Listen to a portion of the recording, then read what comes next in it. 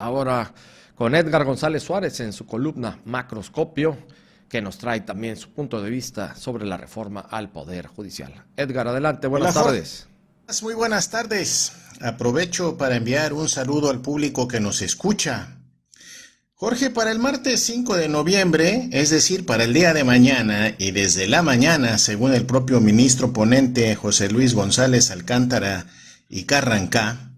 ha sido convocado el Pleno de la Suprema Corte de Justicia para votar en torno al dictamen elaborado por el propio ministro y que en resumen sostiene tres ideas. Uno, que la Suprema Corte de Justicia de la Nación está invalidada o no facultada para conocer o impugnar reformas, adiciones o nuevas declaraciones contenidas en el texto constitucional. Dos, que la Suprema Corte de Justicia de la Nación sí está facultada para conocer y resolver acciones de inconstitucionalidad que deriven en procedimientos electorales. Y tres, el dictamen preliminar elaborado por el ministro señala que la reforma al Poder Judicial, tal y como se conoce hasta ahora, adolece de garantías como certeza, libertad, idoneidad, etcétera, en materia electoral y en su propuesta para la elección de jueces, ministros y magistrados del Poder Judicial. Con estas tres ideas, Jorge, el dictamen fue publicitado en medio de la batalla político-parlamentaria más tensa que se haya registrado en los últimos años y generó una retahíla de posicionamientos de un bando como del otro, justamente minutos antes de que pasara el macroscopio del lunes pasado, se hizo público dicho dictamen. Lo que nos queda claro, Jorge, es que el Poder Judicial y el Legislativo han estado jugando a las vencidas y hasta este momento el Poder Legislativo ha salido adelante y ha podido superar la batalla política y la batalla judicial. Es de todos conocidos, Jorge, que no solo la cena aquella de diciembre del año pasado, donde la ministra Norma Piña y otros ministros se reunieron a cenar con los dirigentes de partido, principalmente con Alito Moreno, quien se destacaba en esa reunión proponiendo una estrategia para anular las elecciones de junio de 2024. En aquellos momentos la oposición conservadora soñaba y creía a pie juntillas que el proyecto opositor vencería a Morena, que serían ellos quienes tendrían mayoría en las cámaras y que si seguían con ese ánimo, su fenómeno presidencial terminaría ganando o empatando las elecciones. Y en caso de quedar muy apretadas dichas elecciones, elaborar una estrategia que permitiera llevar el conflicto postelectoral a la Suprema Corte y desde ahí anular la elección. El que se dice y se rasga las vestiduras y se autodenomina poder independiente, pues nos confirmaba lo que bien sabemos todos, que la Corte es una corte de facinerosos al servicio de los intereses empresariales nacionales y extranjeros, las mineras, la energía eléctrica y petrolera, las inmobiliarias, las depredadoras de playas, bosques y selvas y los narcopoderes que controlan las correas tanto del PAN como del PRI. Pues esa misma corte ha mantenido en pie de lucha su estrategia, aún violando ellos mismos la Constitución y buscando y rebuscando argumentos e interpretaciones para hacer valer los intereses económicos a los cuales ellos sirven. Por ello, después de haber perdido la elección presidencial, después de haber perdido la mayoría calificada en las cámaras, después de haber sido dejada en ridículo y sin proyecto de país, la oposición se refugió en el único bastión que les queda, que pueden manipular y desde ahí tratar de frenar las reformas constitucionales que son el programa político de la 4T. Como dije la semana pasada, la oposición conservadora amagó con una crisis constitucional.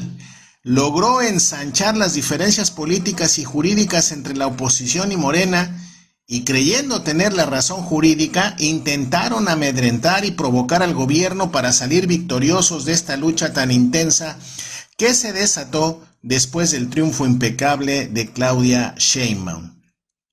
Sin embargo, y aún en contra de la multimillonaria campaña de medios y la exposición pública de jueces, trabajadores del Poder Judicial, magistrados y ministros, el Poder Judicial se encontró frente a una pared. frente a un dique, frente a la alianza popular ganadora, frente a la alianza del Poder Ejecutivo y el Legislativo. Así, Jorge, lo único que alcanzamos a ver es cómo las defensas de la Suprema Corte van cayendo poco a poco y cómo hasta ahora parecen aceptar su derrota, queriendo dejar constancia de su rebeldía jurídico-constitucional y política para desacreditar lo inevitable, que en este país habrá una elección de las personas juzgadoras el próximo junio de 2025. Las evidencias más notorias, Jorge, de la derrota del conservadurismo las podemos observar en la retirada del PAN de los debates y de la conformación de las comisiones que seleccionarán y evaluarán a los aspirantes. La salida de Marco Cortés del país, dejando a sus huestes sin su referente partidario y parlamentario más importante. La negativa de los poderes ejecutivo y legislativo a acatar cualquier resolución que viole el principio de inatacabilidad de la Constitución. La petición rogada de los líderes de partido a los ministros para que no pospusieran la fecha de la resolución, la vehemente y cuasi amenazadora posición del PRI en contra de los ministros de la Suprema Corte, llamándoles incluso traidores a aquellos que no votaran o votaran contra el dictamen de González Alcántara. La posposición de la fecha para que la Suprema Corte resuelva sobre la ponencia del ministro González Alcántara, que originalmente se llevaría el pasado jueves 31 de octubre y se trasladó al 5 de noviembre. El paso por el Poder Legislativo Constituyente de la nueva Ley de Supremacía Constitucional e impugnabilidad de la Constitución. La locura, Jorge, del presidente del PRI, quien pierde los estribos y amenaza y gritonea al presidente de la mesa directiva del Senado, y el forzamiento en medios de comunicación de la idea de una, entre comillas, peligrosa crisis constitucional si no se obedece a la Suprema Corte de Justicia de la Nación. Jorge,